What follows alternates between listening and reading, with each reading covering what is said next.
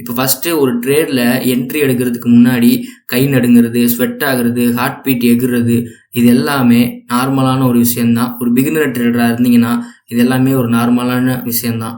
அப்படின்றப்ப நீங்கள் 90% of the கேபிட்டலை ஒரு சிங்கிள் ட்ரேடில் போகிறப்ப கண்டிப்பாக அந்த ட்ரேடுக்குள்ளே என்ட்ரி ஆகிறதுக்கு முன்னாடி கை நடுங்கும்.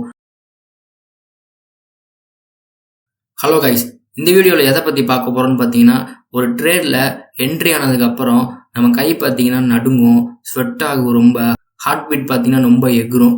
இது எல்லாமே எல்லா ட்ரேடர்ஸ்க்குமே நடக்கிறது தான். இதில் நிறையா டைப்ஸ் இருக்காங்க. ஒன்று பார்த்தீங்கன்னா சார்ட்டை பார்த்தாவே அவங்களுக்குலாம் கையெல்லாம் நடுங்கும். இன்னொன்று பார்த்தீங்கன்னா என்ட்ரி எடுக்கிறதுக்கு முன்னாடி ரொம்ப யோசிச்சுக்கிட்டே இருப்பாங்க, கையெல்லாம் நடுங்கும். இன்னும் சில பேர் என்ட்ரி தைரியமாக எடுத்துருவாங்க. ஆனால் எடுத்ததுக்கப்புறம் பார்த்தீங்கன்னா ரொம்ப கை நடுங்கும், ரொம்ப ஸ்வெட் ஆகும், ஹார்ட் பீட் பார்த்தீங்கன்னா பயங்கரமாக அடிச்சுக்கும், அவங்களுக்கு சடனாக வெளியே வந்துடுவாங்க.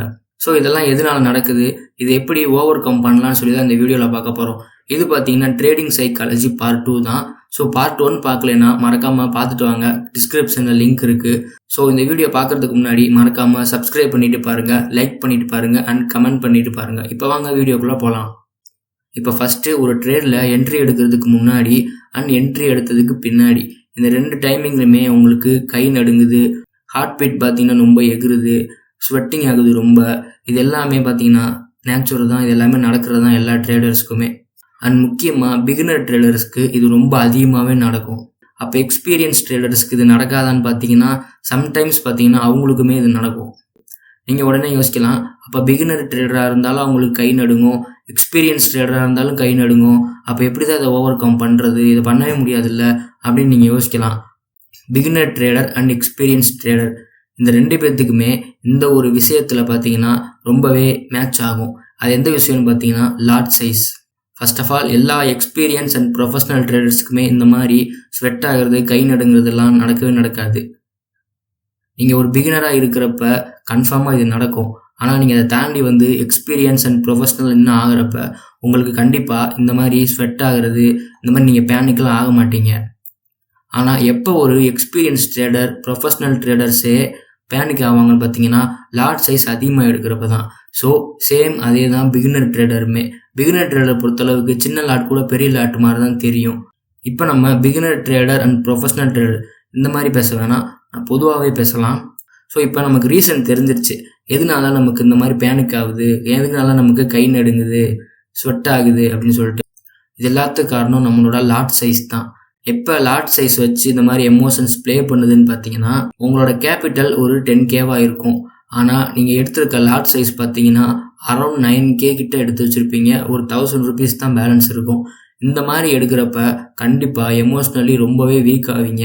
ஏன்னா உங்களுக்கு அந்த ட்ரேடில் ஃபுல் அண்ட் ஃபுல் லாஸ் ஆச்சுன்னா கிட்டத்தட்ட உங்களோட 90% ஆஃப் த கேபிட்டல் முடிஞ்சிடும். அந்த இடத்துலையே பேலன்ஸ் இருக்க 10% கேபிட்டல் வச்சு நீங்கள் ஒரு ட்ரேடு கூட எடுக்க முடியாது அண்ட் கண்டிப்பாக நீங்கள் ரெக்கவர் கூட பண்ண சான்ஸ் கிடையாது.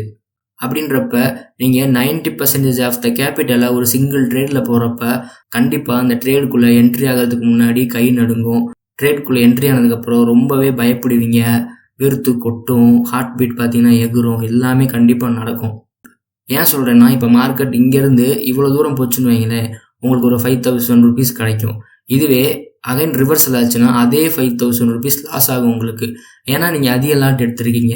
ஒருவேளை மார்க்கெட் உங்களுக்கு ஃபேவராக போச்சுன்னா உங்களுக்கு நல்லாவே ப்ராஃபிட் வரும். இதுவே ஆப்போசிட்டாக போச்சுன்னா ரொம்பவே பயங்கரமாக லாஸ் வரும். நான் ப்ரீவியஸ் வீடியோ சைக்காலஜி பார்ட் 1 சொல்லியிருக்கேன், எப்பயுமே மார்க்கெட்டில் ப்ராஃபிட்டை விட லாஸ் தான் எதிர்பார்த்துருக்கணும், அப்போ தான் நமக்கு ப்ராஃபிட் வரும்னு சொல்லி. ஸோ அதே தான் இங்கேயுமே நான் சொல்கிறேன், நம்ம எப்பயுமே லாஸை தான் எதிர்பார்த்துருக்கணும், அப்போ தான் நமக்கு ப்ராஃபிட் வரும். நீங்கள் உடனே ப்ராஃபிட் பண்ணிடலாம்னு நினச்சி அதிக லாட்டை போட்டிங்கன்னா கண்டிப்பாக ஒரு கட்டத்துக்கு மேலே மார்க்கெட் சடனாக ரிவர்சல் ஆகும். அப்போ உங்களோட மொத்த கேபிட்டலும் ப்ளோ ஆயிரும். இதுவே நீங்கள் ஒரு 1 lakh கேபிட்டல் வச்சுருக்கீங்க, அப்போ நீங்கள் ஒரு 10,000க்கு நீங்கள் ட்ரேட் எடுக்கிறீங்கன்னா அது ஏற்றுக்கலாம் கன்ஃபார்மாக. அதுலேயும் உங்களுக்கு கை நடுங்குது, ஸ்வெட் ஆகுது அப்படின்னா நீங்கள் இன்னும் எக்ஸ்பீரியன்ஸை கற்றுக்கணும். இப்போ இன்னொரு விஷயம் சொல்லியிருந்தேன், எக்ஸ்பீரியன்ஸ் ட்ரேடரே இந்த இடத்துல ரொம்ப பேனிக் ஆவாங்க, அவங்களுக்குமே கை நடுங்குன்னு சொல்லியிருந்தேன். அவங்க எந்த விஷயத்தில் பண்ணுறாங்கன்னு பார்த்தீங்கன்னா அவங்களும் சேம் இதே தப்பு தான் பண்ணுவாங்க. அவங்களோட கேபிட்டல் இப்போ ஒரு 1 lakh வச்சுருக்காங்கன்னா அவங்க கண்டிப்பாக 10,000க்கு பார்த்தீங்கன்னா ட்ரேட் எடுக்க மாட்டாங்க. ஏன்னா 10,000ங்கிறது அவங்களுக்கு சின்ன காசாக தெரியும். எடுத்து அவங்க என்ன பண்ணுவாங்கன்னா அவங்க வச்சுருக்க 1 lakh கேபிட்டலுக்கே ட்ரேட் எடுக்க பார்ப்பாங்க. கிட்டத்தட்ட அந்த ட்ரேட் லாஸ் ஆச்சுன்னா அவங்களோட அக்கௌண்ட் மொத்தமும் ப்ளோ ஆயிரும். ஸோ இதனால தான் அவங்களும் அந்த ட்ரேடில் என்ட்ரி ஆனோடனேயுமே ஸ்வெட் ஆகிட்டு கை நடுங்கிட்டு பேனிக் ஆகி ஒரு மாதிரி பயத்திலே உட்காந்துருப்பாங்க. ஸோ இப்போ உங்கள் எல்லாத்துக்கும் புரிஞ்சிருக்கும் ரீசன் என்னன்னு சொல்லிட்டு. ஃபஸ்ட்டு ரீசன் என்னன்னா, நம்மக்கிட்ட இருக்க கேபிட்டலுக்கு ஏற்ற மாதிரி தான் நம்ம லாட் எடுக்கணும். இன்னொன்று என்னென்னா, அதிக லாட் எடுக்கக்கூடாது. எமோஷன்ஸ் எங்கே ப்ளே பண்ணுதுன்னா இந்த அதிக லாட்னால தான். ஸோ இந்த அதிக லாட்னால தான் எல்லாத்துக்கும் கை நடுங்குது, ஸ்வெட் ஆகுது, ஹார்ட் பீட் வருது, இன்னும் நிறையா ப்ராப்ளம்லாம் நடக்குது. இப்போ ரீசெண்டாக கூட நியூஸ்லாம் வந்துட்டு இருக்கு, சூசைட் பண்ணிக்கிறாங்க, அந்த மாதிரிலாம் நீங்களும் பார்த்துருப்பீங்க. அவங்கெல்லாம் ஏன் இப்படி பண்ணுறாங்கன்னா ஒரே ரீசன் இது தான். மொத்தமாக அவங்க லைஃப்பில் சேவிங் பண்ண காசு எல்லாமே வச்சுருப்பாங்க. யாராவது ஒருத்தவங்க சொல்லியிருப்பாங்க இதை போட்டு டபுள் ஆகலான்னு சொல்லி. ஸோ அவங்க என்ன பண்ணியிருப்பாங்கன்னா அவங்களோட மொத்த சேவிங்ஸையும் கொண்டு வந்து என்ன இதுன்னே தெரியாமல் மொத்தமாக ஒரு சிங்கிள் ட்ரேடில் எல்லா கேபிட்டலையும் போடுவாங்க. ஸோ அது அகைன்ஸ்டாக போயிருக்கும், மொத்தமாக லாஸ் ஆகிருக்கும். அதனால தான் அதை ஏற்றுக்க முடியாமல் அவங்க சூசைட் பண்ணிட்டு போகிறாங்க. ஸோ இப்போ இதை நம்ம எப்படி ஓவர் கம் பண்ணலான்னு சொல்லி பார்க்கலாம். இப்போ நான் சொல்கிற மாதிரி பண்ணி பார்த்தீங்கன்னா நீங்கள் நல்லா கூலாக உட்காந்து ட்ரேட் பண்ணலாம். என்னன்னா, இப்போ உங்கள் கேபிட்டல் எக்ஸாம்பிளுக்கு ஒரு 10K இருக்குன்னு வச்சுக்கோங்க. இப்போ நான் ரெண்டுக்குமே சொல்கிறேன், ஃபாரெக்ஸ் அண்ட் இந்தியன் மார்க்கெட் ரெண்டுக்குமே சொல்கிறேன். இப்போ ஃபஸ்ட்டு நீங்கள் இந்தியன் மார்க்கெட்டில் ஒரு 5 லாட் 10 லாட் எடுக்கிறீங்கன்னு வைங்க. இந்த இடத்துல நிஃப்டி, பேங்க் நிஃப்டி ஏதோ ஒன்று ஒரு லாட் எடுங்க ஃபஸ்ட்டு. இதுவே நீங்கள் ஃபாரெக்ஸ் ட்ரேடராக இருந்தீங்கன்னா 0.01 லாட் எடுங்க. எடுத்துகிட்டு எஸ்எல் அண்ட் டார்கெட் செட் பண்ணிக்கோங்க. செட் பண்ணிவிட்டு நீங்கள் பாட்டுக்கு அமைதியாக சிஸ்டத்தை பார்த்துட்டு கால் மேலே காலப்பட்டு உட்காரலாம் தைரியமாக. ஏன்னா எப்படி பார்த்தாலும் எஸ்எல்ஏ அடித்தாலும் உங்களுக்கு ஒரு 500 தான் லாஸ் ஆகும். டார்கெட் ஹிட் ஆச்சுன்னா உங்களுக்கு 1000 டார்கெட் வந்துடும். இதுவே நீங்கள் அதிக லாட்டு போட்டிருக்கிறப்ப 500 லாஸ் ஆகக்கூடிய இடத்துல 5000 லாஸ் ஆகும். ப்ராஃபிட் வர இடத்துல ஆப்வியஸ்லி நீங்கள் பார்த்தீங்கன்னா 10,000 வரைக்கும் விட மாட்டீங்க. அதே 5,000ல எக்ஸிட் ஆயிடுவீங்க. 1:1 தான் போடுவீங்க. ஆனால் இந்த மாதிரி நீங்கள் அப்ரோச் பண்ணுறப்ப கண்டிப்பாக நீங்கள் 1:2 ரேஷியோவில் போடுவீங்க. எமோஷன்ஸ் ப்ளே பண்ணாது, ஹார்ட் பீட் அடிக்காது, ஸ்வெட் ஆகாது, கை நடுங்காது, கூலாக உட்காந்து வாட்ச் பண்ணலாம் மார்க்கெட்டை. நிறையா பேஷன்ஸ் கற்றுக்கலாம், மார்க்கெட்லேருந்து நிறையா கற்றுக்கலாம். ஸோ எப்போயுமே உங்ககிட்ட இருக்க கேபிட்டலுக்கு ஏற்ற மாதிரி லாட் சைஸ் எடுக்க பாருங்கள். கேபிட்டலுக்கு மீறி லாட் சைஸ் எடுக்காதீங்க. அது என்றைக்கா இருந்தாலும் ஆபத்து தான். ஒரு நேரம் போகிற ஒரு நேரம் இருக்காது. ஒரு நேரம் ப்ராஃபிட் தந்துருக்கலாம், இன்னொரு நேரம் பார்த்தீங்கன்னா அதே ப்ராஃபிட்டை சேர்த்து எடுத்துகிட்டு போயிடும். ஸோ இந்த விஷயத்தில் ரொம்பவே கேர்ஃபுல்லாக இருங்க. நிறையா ட்ரேடர்ஸ் லாஸ் பண்ணுறது இந்த ஒரு விஷயத்தில் தான். அவங்கக்கிட்ட இருக்க கேபிட்டலுக்கு ஈக்குவலாக லாட் சைஸ் போடுவாங்க. எப்போ நீங்கள் உங்கள் கேபிட்டலோட 50%க்குள்ளே ஒரு என்ட்ரி எடுக்கிறீங்களோ அப்போ அதுதான் கரெக்டான என்ட்ரியாக இருக்கும். ஏன்னா அந்த இடத்துல நீங்கள் லாஸே ஆனால் கூட நெக்ஸ்ட் என்ட்ரிக்கு போக உங்களுக்கு சான்ஸ் கிடைக்கும். ஸோ நெக்ஸ்ட் என்ட்ரியில் நீங்கள் எடுத்த என்ட்ரியோட லாஸை கூட ரெக்கவர் பண்ணலாம் கண்டிப்பாக. ஸோ இதுவே நீங்கள் ஃபுல் கேபிட்டலில் போட்டு ஒரே ட்ரேடில் லாஸ் ஆயிடுச்சுன்னா ரெக்கவர் பண்ண காசு இருக்காது. திருப்பி நீங்கள் அதுக்காண்டி கேபிட்டல் கலெக்ட் பண்ண வேண்டியது இருக்கும்.